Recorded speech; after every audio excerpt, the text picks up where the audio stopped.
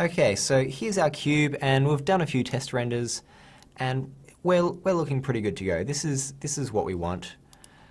So what I'm going to do is just make sure I've got that saved, and now I'm going to go and create a new scene.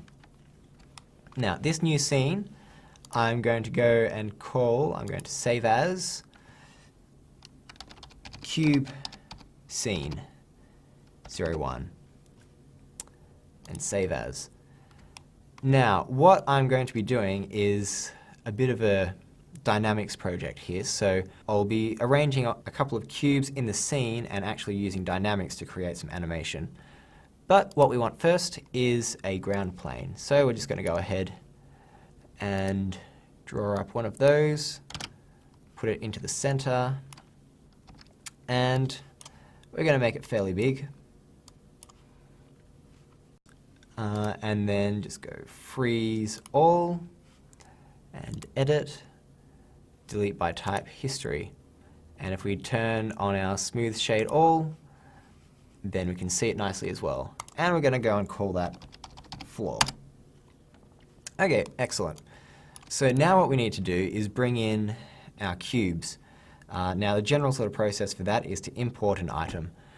With Maya, using the import function is not exactly what we want to do, because that will bring the file in its entirety, and it actually breaks any connections that it had to the other file. What we want to do is to use a procedure what's called referencing, which lets us bring in a saved file, but then it'll still draw all its information from that saved file. So if you change that saved file later on, it will automatically update everything that's in this scene.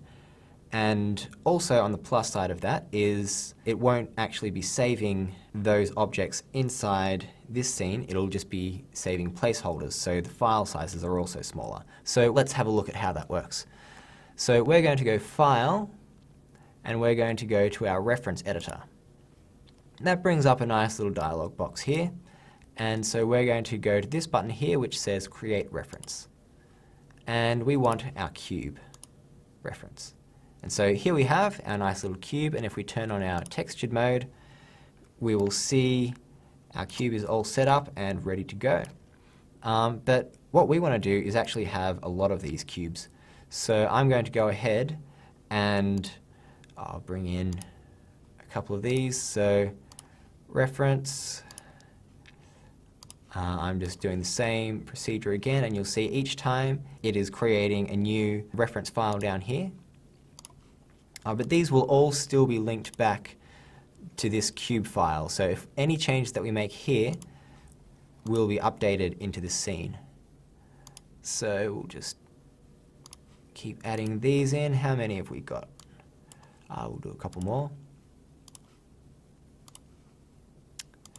Now, it may not look like you're adding in a whole heap of boxes in your scene, but that's because they're lying exactly on the top of each other. So we're going to be sorting that out in a moment. I might just bring in,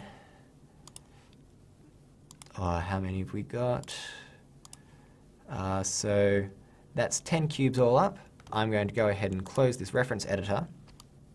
And now, because selecting each of these cubes is going to be an absolute pain by selecting it in the viewport, I'm going to go across to my handy outliner, and you'll see that because we've kept our scenes nice and clean, we can go ahead and just select each of the cubes by simply clicking on these. So I'm going to go and select the first cube and hit W to bring up my transform tool, and we're just going to pull that up and chuck it in the air somewhere.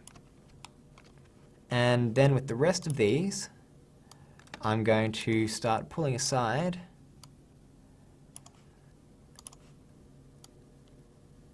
and making a nice little formation of cubes.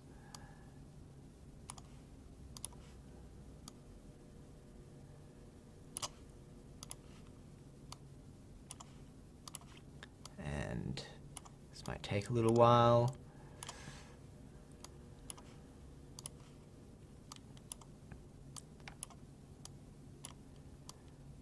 Okay, so we've got a nice little stack of boxes, and that's the last one left there. So I might actually go through and change these up a bit, add in some rotations. Now what you can do just to make this part of the process a little faster is go into Show and then turn off all the lights. Come up here and uncheck this box and you'll no longer be able to see any of the lights, and therefore you won't be able to select them. So each time you select something, you will select the box plus all the lights underneath it. So we're going to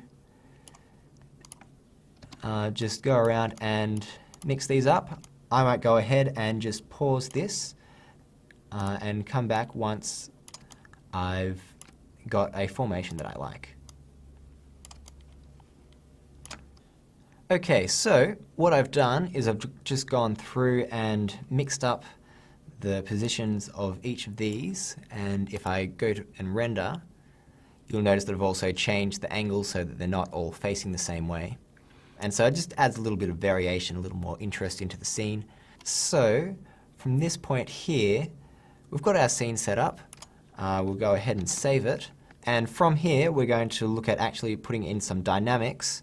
But before that, we're going to have a look a bit more at our lighting, because at the moment, it's just kind of spilling out everywhere, and we can make it a little nicer, a little tighter, and also add some shadows in there. Because if you look at the moment,